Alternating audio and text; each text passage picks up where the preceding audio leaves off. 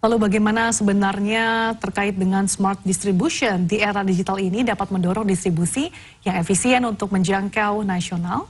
Langsung saja kita bahas bersama dengan Bapak Ruli Tobing, Managing Director PT Sinar Niaga Sejahtera and Sales Director Garuda Food. Selamat siang Pak Ruli, apa kabar ya Pak? Selamat siang, baik. Terima kasih sudah menyempatkan waktunya untuk CNBC Indonesia. Pak Ruli, sebagai salah satu pemain besar di industri FMCG ini, kita tahu bahwa Garuda Food ini terus eksis ya Pak di industri FMCG. Dan untuk bisa menjaga eksistensinya tentu dibutuhkan sebuah strategi termasuk smart distribution. Boleh dielaborasikan sebetulnya apa itu smart distribution yang dilakukan oleh Sinar Niaga Sejahtera? Ya, terima kasih Mbak. Ya pertama-tama memang Sinar Niaga Sejahtera sebagai anak perusahaan dari Garuda Food Putra Putri Jaya, sebagai grup Garuda Food itu sendiri, menjadi kepanjangan distribusi untuk produk-produk Garuda Food dan juga partner kita yang lain, yang eksternal. Memang ngomongin smart distribution itu bicara tentang bagaimana kita memanfaatkan teknologi dan sistem yang ada serta data dalam melakukan langkah-langkah distribusi produk-produk FMCG atau yang Sinar Niaga jual secara maksimal ke seluruh Indonesia. Ada beberapa pilar yang kita ada di dalamnya. Yang pertama kita bicara tentang manajemen gudang dan juga manajemen stok yang kita punya. Tentunya kita menggunakan sistem yang namanya SAP, kemudian kita punya GDA juga untuk melakukan perencanaan dalam hal demand planning, mengetahui kebutuhan-kebutuhan kita saat ini dan masa mendatang untuk mendistribusikan produk kita, dengan juga kita melakukan tracking dalam hal transportation system dan juga warehouse management system yang menggunakan BOSNet. Di sisi lain, pilar transportasi, kita juga menggunakan sistem smart route management untuk memastikan bahwa ketika kita melakukan pengiriman produk-produk yang diorder oleh pelanggan, itu dikirim dan juga punya cost optimization yang kita juga harus pastikan. Karena toko-toko itu tersebar di semua daerah dan juga sistem sales. Sistem sales kita juga punya sistem yang membantu salesman kita atau membantu penjual-penjual kita untuk memandu mereka mana-mana saja produk yang dijual, kemudian juga yang direkomendasikan.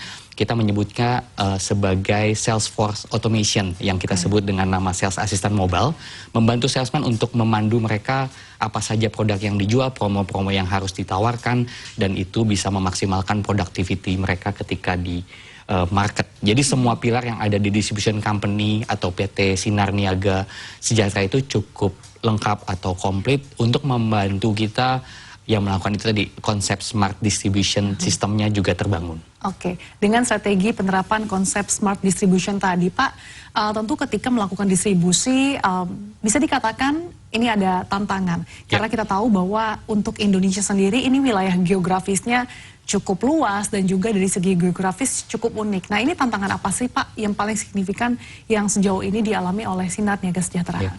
Tentunya Indonesia itu yang punya 17.000 pulau ya. Kemudian bicara tentang 38 provinsi dengan profil dan karakteristik yang jauh berbeda satu sama lain. Ada 514 kabupaten atau kota, dan secara total kita membacanya kurang lebih ada 4 juta pelanggan yang harus kita serve gitu ya. Dan melihat dari kondisi itu semua tentunya ada hambatan logistik, biaya transportasi, dan juga biaya human resources atau orang ya. Sehingga hal-hal ini yang menjadi pilar-pilar yang harus selalu kita lihat dan review. Warehousingnya bagaimana, kemudian juga transportation, people, dan juga administration cost, supaya 4 pilar tersebut itu bisa kita pastikan optimal dan distribution cost kita juga tetap terjaga. Oke, bagaimana upayanya untuk bisa menjaga distribution cost tadi Pak? Karena di awal sebelum kita mulai dialog ada informasi bahwa memang biaya logistik di Indonesia ini bisa dikatakan masih cukup mahal dibandingkan negara-negara Asia Tenggara. Betul. Tentunya ada yang namanya kita sebut strategi kita route to market development atau manajemen. Strategi ini adalah untuk melihat potensi di masing-masing area. Kita juga melihat tidak hanya dari sisi jumlah penduduk atau kepadatan penduduk, tapi fasilitas-fasilitas yang ada di kota-kota tersebut atau di area tersebut.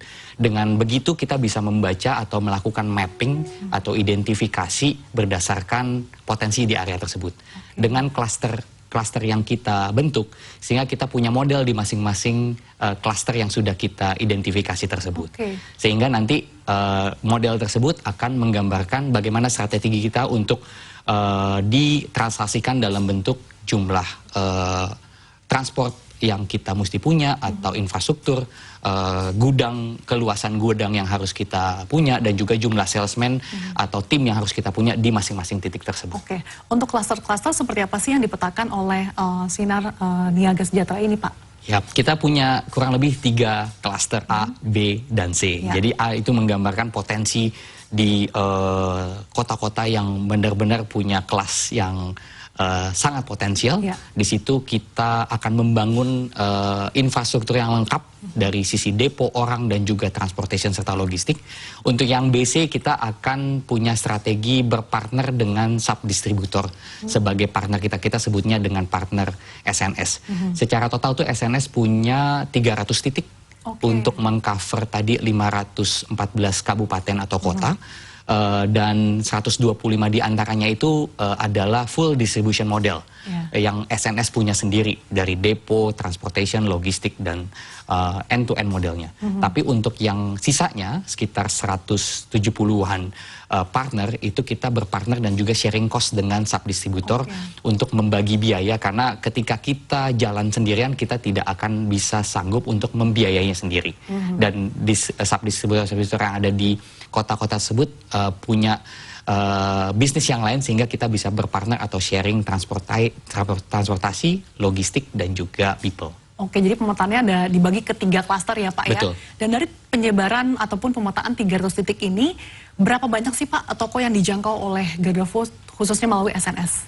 Saat ini SNS sudah mengcover kurang lebih 320.000 toko secara nasional seperti itu. Tapi kalau membaca dari kita punya distribusi baik itu secara langsung sama tidak langsung, barang-barang kita atau item-item kita ada di lebih dari 1,5 juta toko. Wow, luar biasa, ini 1,5 juta toko tersebar di seluruh Indonesia. Betul. Dan ini apakah memang hanya terpusat di supermarket atau justru ini juga menyasar ke pasar-pasar tradisional, Pak?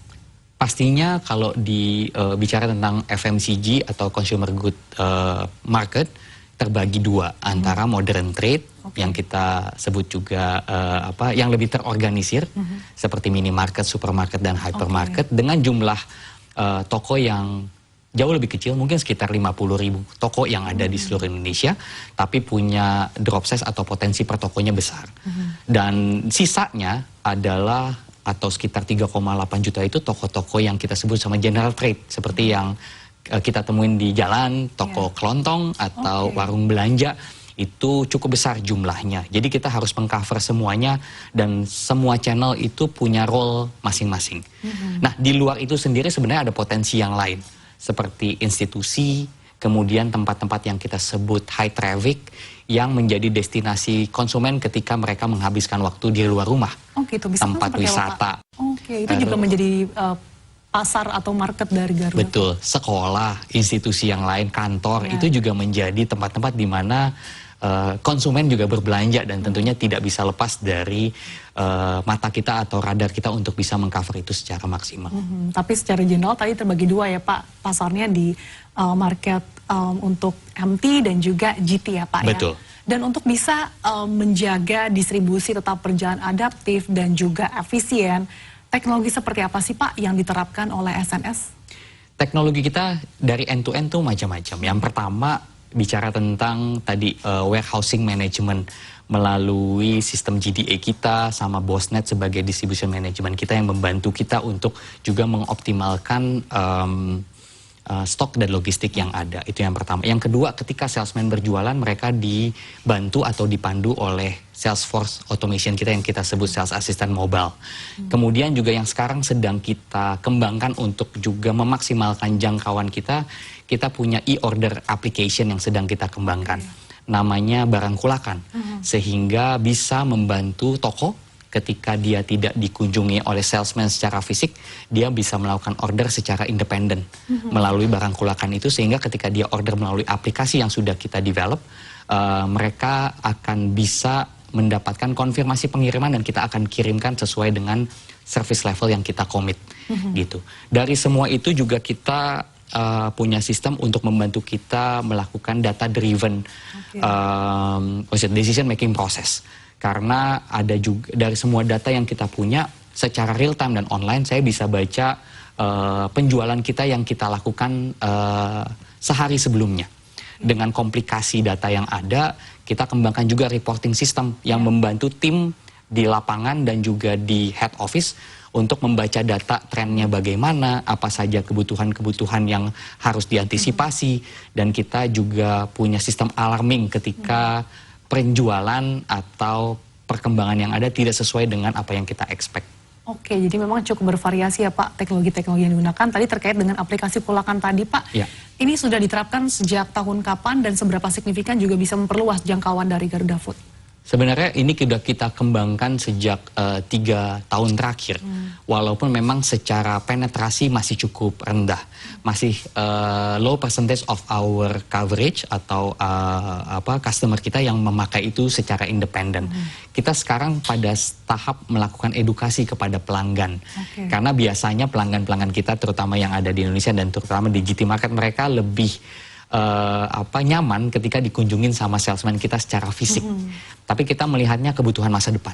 Karena di kedepannya akan terjadi tren di mana orang akan semakin banyak menggunakan gadget, kemudian juga semakin terbiasa melakukan online application, pembayaran juga sudah mulai cashless, dan itu yang kita lihat sebagai apa yang kita persiapan bukan hanya untuk hari ini tapi juga untuk masa depan. Oke, tentunya dengan semakin mudahnya masyarakat mengakses produk-produk lewat gadget, ini termasuk salah satu pengembangan produk yang dijual di e-commerce ya Pak ya, ini semakin memudahkan untuk menjangkau market secara langsung. Nah ini sejauh mana sih Garuda Food melalui SNS juga memanfaatkan platform ini?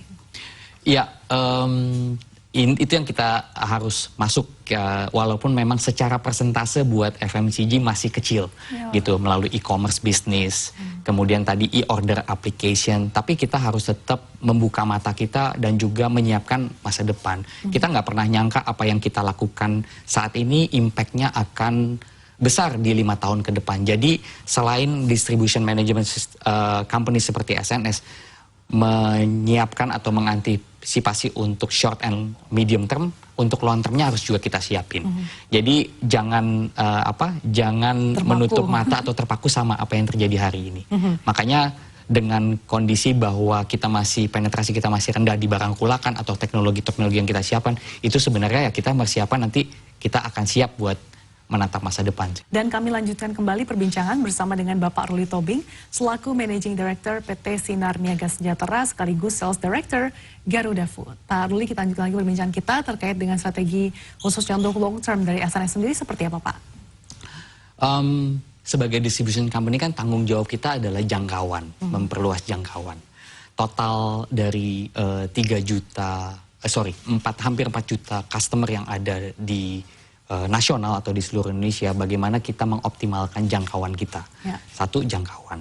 Jadi seberapa besar coverage kita makin bisa dikembangkan, baik itu melalui distribusi langsung ataupun tidak langsung. Kedua, dengan adanya jangkauan yang perlu kita perhatikan sebagai distribution company adalah costing.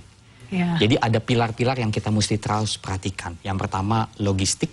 Dalam hal ini logistik adalah warehousing management dan juga transportation management. Yang berikutnya adalah sales cost, jumlah salesman, kemudian bagaimana cost kita dalam berjualan. Yang ketiga adalah administration cost. Jadi 4 pilar atau 4 cost itu yang kita mesti perhatikan dan kita jaga optimalisasinya. Karena kita sebagai distribution company hidup dari margin yang diberikan atau keuntungan yang diberikan oleh prinsipal kepada kita, dan kita harus mengoptimalkan yang sudah diberikan oleh prinsipal. 4 pilar tadi ya Pak yang lakukan optimalisasi cost. Nah terkait dengan untuk mengoptimalisasi ini tentu saja teknologi tidak bisa berdiri sendiri, tapi perlu ada sistem integrasi. Bagaimana sistem integrasi, utamanya sistem integrasi digital yang dimiliki oleh SNS untuk bisa mengintegrasikan mungkin dari sisi warehouse, kemudian dari sisi armada hingga mungkin distribusinya Pak? Dari 4 pilar tersebut kan kita punya masing-masing sistem yang menjaga stabilisasi dari operasi kita dan juga memastikan optimalisasi cost. Tapi sistemnya punya basis yang berbeda-beda. Sebagai contoh smart supply chain management system, kita punya basis BOSNet atau SAP sebagai fungsi utama. Kemudian di sales kita punya Salesforce Automation atau kita sebutnya Sales Assistant Mobile dan juga BOSNet sebagai datanya. Kemudian juga administration cost-nya juga ditunjang sama sistem BOSNet itu sendiri. Nah, dari pilar-pilar yang ada, tadi bicara tentang warehousing, transportation system, kemudian sales system dan juga administration system, kita punya yang kita sebut sebagai teknologi cloud computing atau big data management. Sehingga itu bisa diintegrasikan dan kita bisa membuat reporting untuk bisa menganalisa dan membantu kita untuk melihat dan antisipasi problem atau isu yang ada ataupun juga performance yang baik yang kita juga sudah lakukan gitu. Kenapa seperti itu? Itu nanti bisa dibaca oleh data driven. Oke, dengan data driven ini bisa juga memberikan masukan kepada perseroan ataupun internal untuk bagaimana mungkin penjualan yang perlu ditingkatkan, yang mana yang kurang di berbagai wilayah itu ya Pak ya? Betul, betul. Dari semua banyaknya data yang kita punya, kita kembangkan juga big reporting management ya. Kita juga punya template-template reporting management yang bisa dibaca menjadi template yang baku sesuai dengan kapasitas dan juga kebutuhannya, sehingga tim bisa lebih cepat untuk mengambil data tersebut dan melihat, sehingga bisa juga membantu mengantisipasi problem-problem atau isu yang ada di market. Kalau mungkin kita boleh bandingkan Pak dengan pemanfaatan teknologi dan data driven tadi, beberapa tahun lalu mungkin masih mengandalkan pola konvensional. Ini seberapa besar sih Pak dampak merubah transformasi digital ini bagi perseroan? Dampaknya sangat besar. Yang pertama timing ya, productivity meningkat gitu. Karena biasanya dengan manual data, menarik data saja sudah memakan waktu berjam-jam gitu ya. Padahal tim yang mau menarik atau membaca data tersebut adalah orang yang harusnya ada di lapangan, gitu. Jadi dengan kecepatan ketersediaan data dari sistem dan kita juga membuat channelnya menjadi lebih cepat, itu membuat productivity menjadi semakin meningkat. Yang saya terus push adalah selain itu, ketika membaca data kita juga perlu sistem yang juga membaca tren, gitu. Karena dalam hal membaca data saja mungkin perlu bantuan, ya kita juga punya teknologi AI juga yang membantu kita melakukan pembacaan algoritma untuk melihat tren mana yang sedang turun, sedang naik, region atau area mana yang sedang mengalami performance bagus atau tidak bagus, dan item-item mana yang kita lihat perlu untuk diperbaiki. Seperti itu. Nah, sejauh mana sih Pak pemanfaatan AI ataupun machine learning ini juga dimanfaatkan oleh SNS untuk bisa tadi meningkatkan produktivitas Garuda Food sendiri? Betul. Kita sadar bahwa AI membantu kita sekali gitu ya. Di sales assistant mobile, kita juga mengembangkan AI untuk membaca eksekusi yang ada di toko. Contohnya salesman saya saat ini sedang dikembangkan, ketika dia mengambil foto yang ada di toko, mereka bisa membaca jumlah item yang ada di toko tersebut. Itu dibaca oleh AI. Dan itu kita akan melihat dari sisi apakah itu sesuai sama ekspektasi kita untuk eksekusi yang ada di market. Begitu juga dengan reporting yang ada yang kita sembangin, tentunya berbasis atau dibantu sama AI juga untuk membantu kita membaca data atau tren secara lebih cepat.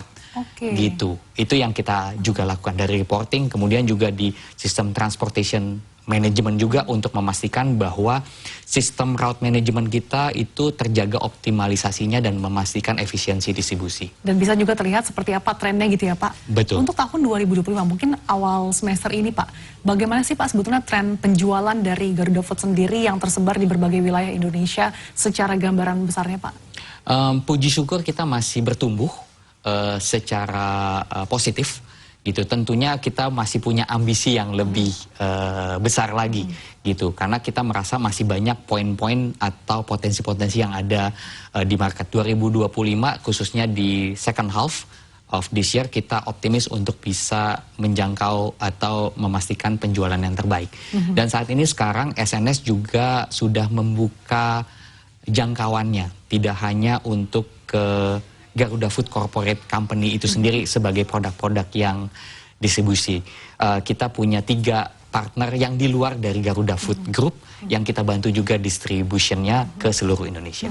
Artinya bisa dikatakan performa dari Garuda Food melalui SNS ini bisa dikatakan cukup solid gitu ya Pak, di tengah tantangan ekonomi dan juga daya beli yang bisa dikatakan saat ini lesu, Pak Ruli. Betul. Kita fokus kepada apa yang bisa kita kontrol atau yang kita kendalikan. Ketika kita bicara di pasar, tentunya daya beli yang menurun, kemudian juga pangsa pasar yang semakin kategorinya terhimpit. Tapi yang kita lakukan, apa yang bisa kita kendalikan atau kontrol? Bagaimana meningkatkan produktivitas salesman, bagaimana membantu salesman kita untuk menjual lebih banyak item atau lebih banyak drop size penjualan ke masing-masing toko, dan juga bagaimana productivity salesman ketika dia mengunjungi toko, harusnya toko tersebut satu-satu bisa melakukan closing order atau deal. Jadi itu yang kita kontrol atau kita kendalikan. Dan informasi-informasi ini bisa didapatkan melalui pemanfaatan teknologi, salah satunya AI ya Pak ya? Betul, AI dan juga sistem reporting yang memadai dan menjawab kebutuhan bisnis pada saat ini. Kedepan mungkin Pak, dengan pemanfaatan teknologi yang semakin masif di Garuda Food, khususnya melalui SNS, mungkin target-target ataupun rencana-rencana untuk di tahun 2025 ini akan seperti apa lagi Pak? Mungkin untuk menyasar wilayah-wilayah yang selama ini belum digarap oleh SNS. Iya, kita sudah mengidentifikasi melalui route to market strategi kita. Ada beberapa wilayah yang khususnya di Eastern Indonesia atau Indonesia Timur yang kita bisa optimalkan lebih jauh lagi. Tapi memang butuh perhitungan biaya yang sangat-sangat hati-hati. Karena bicara tentang Timur Indonesia itu berbeda ketika kita ngomongin Jawa atau Sumatera. Dengan itu artinya kita mesti bisa mengconsider apa yang menjadi costingnya, optimal route management sistemnya seperti apa, jumlah salesman, infrastruktur, dan juga partner yang tepat tentunya untuk memastikan kita bisa masuk ke Eastern Indonesia. Menjawab second half di 2025 ini, tentunya dengan kondisi bukan hanya dari sisi spending power ya, atau ekonomi, tapi juga contoh cuaca di Indonesia sekarang semakin tidak menentu. Itu cukup berpengaruh pada distribusi. Itu akan berpengaruh sama operasional distribusi, tapi juga konsumsi dari masyarakat itu sendiri, dan tentunya habit ketika atau karakter mereka ketika mereka membeli produk. Otomatis itu juga harus disesuaikan dengan dinamika yang ada. Tapi Pak, tantangannya apakah memang untuk menyasar ke daerah-daerah yang terpencil seperti mungkin di timur ini akan lebih challenging dibandingkan dengan wilayah-wilayah existing yang sudah dijangkau oleh SNS, Pak? Betul, tentunya kita melihat potensi. Ketika potensi itu terukur dan juga cukup optimal, kita membuka distribution system atau infrastructure, we will invest at that area. Tapi ketika itu tidak memadai, kita akan mencari partner yang tepat, yang mau bekerja sama dengan kita untuk juga bekerja sama atau mengembangkan distribusi di area tersebut. Oke, mungkin di tengah ekonomi yang cukup menantang, tapi bisa dikatakan performa dari Garuda Food cukup ciamik ya Pak di semester pertama tahun ini. Mungkin target 2025 sebagai Director of Sales juga di Garuda Food, seperti apa targetnya di 2025 Pak? Mungkin dari segi penjualan-penjualan atau produk-produk mana sih yang ditargetkan untuk bisa terus berkontribusi bagi pendapatan perseroan? Tentunya kita punya 3 pilar untuk di Garuda Food Group itu sendiri. Kita memastikan distribusi dan juga penjualan yang semaksimal mungkin untuk snack atau biskuit dan juga snack produk kita. Itu yang pertama. Yang kedua, kita punya produk keju yang kita saat ini momentumnya lagi sangat-sangat baik.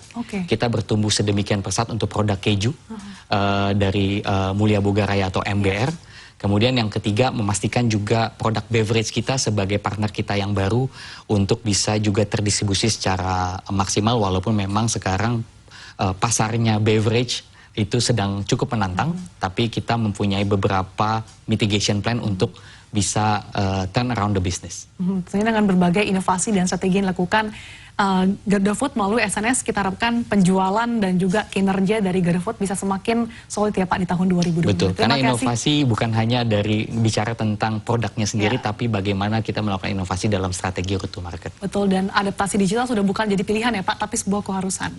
Setuju, betul. Terima kasih sudah berbagi insight bersama kami Bapak Ruli Tobing, selaku Managing Director PT Sinar Niaga Sejahtera sekaligus Sales Director Garuda Food. Sehat selalu untuk Anda, Pak Ruli. Terima kasih.